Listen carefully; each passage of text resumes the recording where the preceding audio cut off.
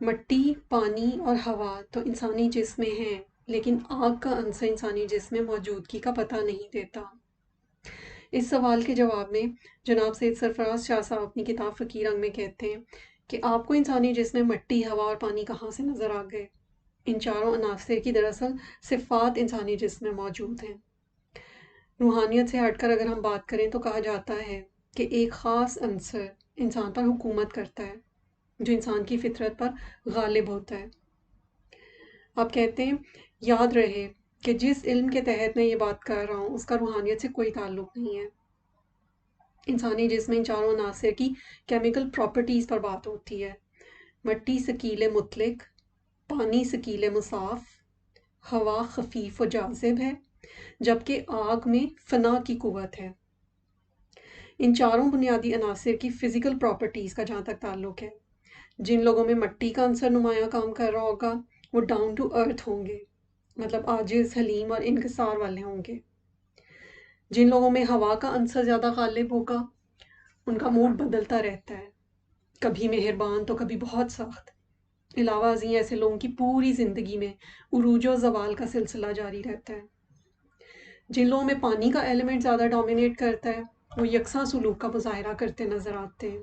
جن کے ساتھ مہربان ہیں ان کے ساتھ ہمیشہ مہربان ہوں گے تاوقتیا کہ کوئی بڑی تبدیلی نہ آ جائے۔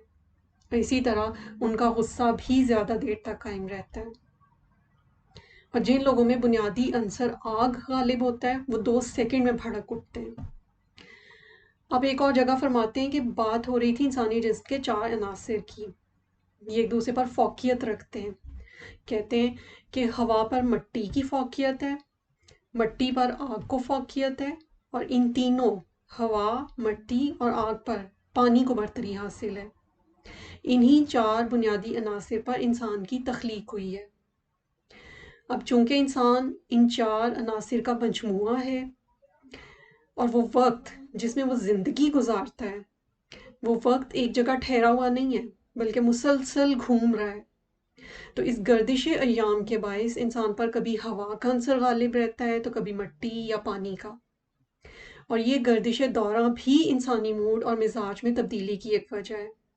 جب انسان پر ایسا وقت ہوگا کہ پانی کا عنصر اس پر غالب ہوگا تو اس پر نرمی اور شائستگی غالب ہوگی، اگر ہوا کا عنصر اس پر غالب ہوگا تو اس کے مزاج میں تیزی آ جائے گی، وہ ہوا میں بلا وجہ تلواریں چلاتا پھرے گا اور ہر پاس سے گزرنے والے سے بلا وجہ پھرتا رہے گا۔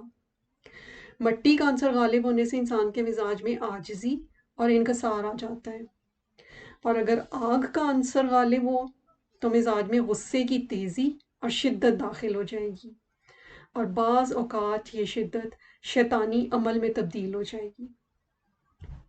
روحانیت میں ہم یہ کہتے ہیں کہ انسان میں ان 4 عناصر کی خصوصیات پائی جاتی ہیں، فرق صرف یہ ہے کہ چونکہ انسان کو رب تعالیٰ نے اپنا خلیفہ مقرر کیا ہے اور اللہ نے اپنی صفات کا تھوڑا تھوڑا عکس بھی انسان میں رکھا ہے، تو انسان اتنا مجبور نہیں ہے کہ اس کو یہ بیسک ایلیمنٹس کنٹرول کر لیں، بلکہ یہ انسان ہے جو اگر اشرف المخلوقات ہونے کا ثبوت دے تو ان تمام چیزوں پر قابو پا سکتا ہے، ریاضت اور مجاہدے کے ذریعے۔ اگر انسان ان عناصر کے منفی اثرات پر غالب آ جائے تو اللہ کے مقربین میں شامل ہو سکتا ہے۔